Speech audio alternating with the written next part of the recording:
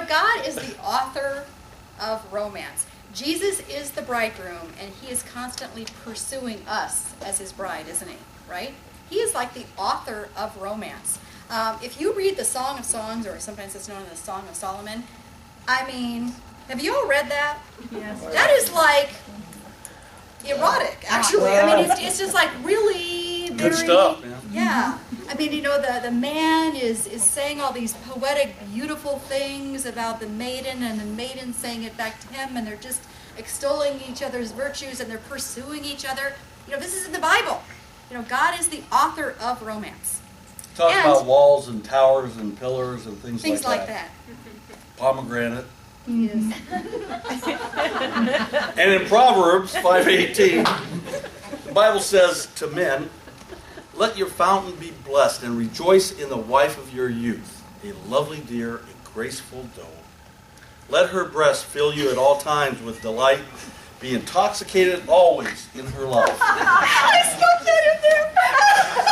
I thought you'd be embarrassed, but now I'm embarrassed.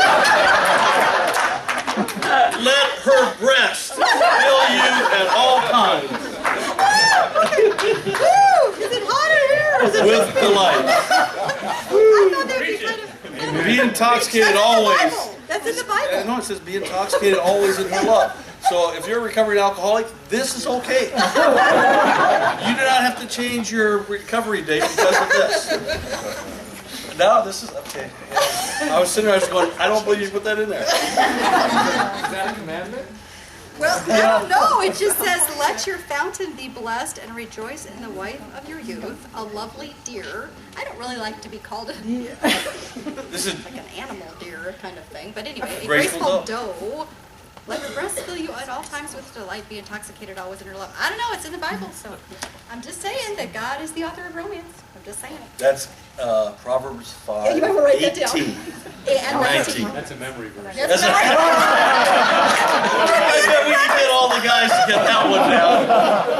Practice this with your wife. That probably would be the quickest learned memory verse, wouldn't it? It might be. Okay, so that's Proverbs 5, 18 and 19 for those of you who are jotting that down right now.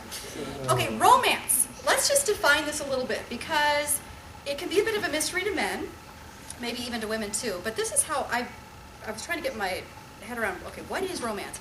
It's a way you can continue to demonstrate to your spouse that you still want them and you still desire them. And the reason why it's so powerful is because your spouse knows that you had to go to effort to do something. It's something that required effort on your part. Even if it's going to buy the card, for Valentine's Day or whatever, it took effort on your part.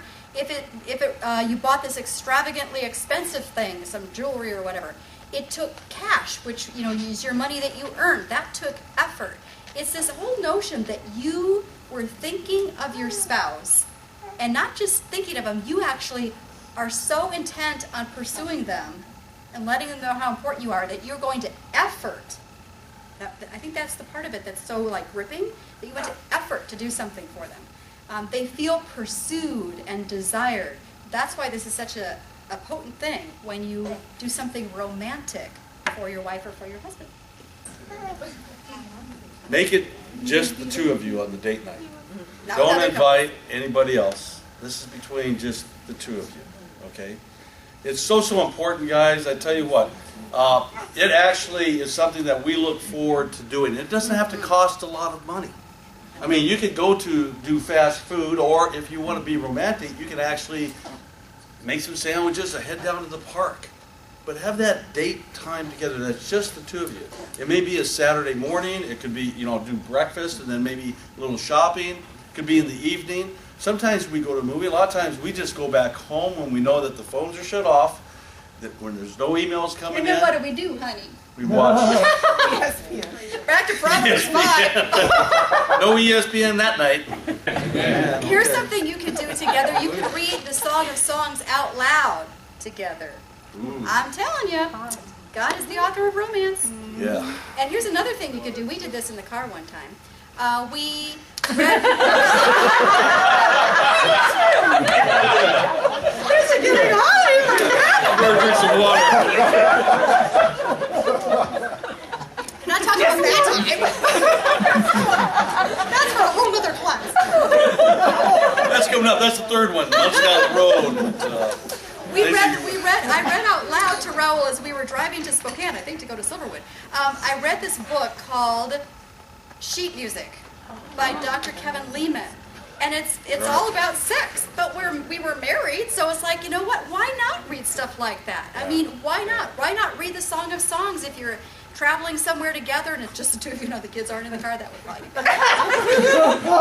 What does You that just mean? pull over. There's a lot of rest stops, and you can make a stop. At any rate, there are things you could read aloud that would be very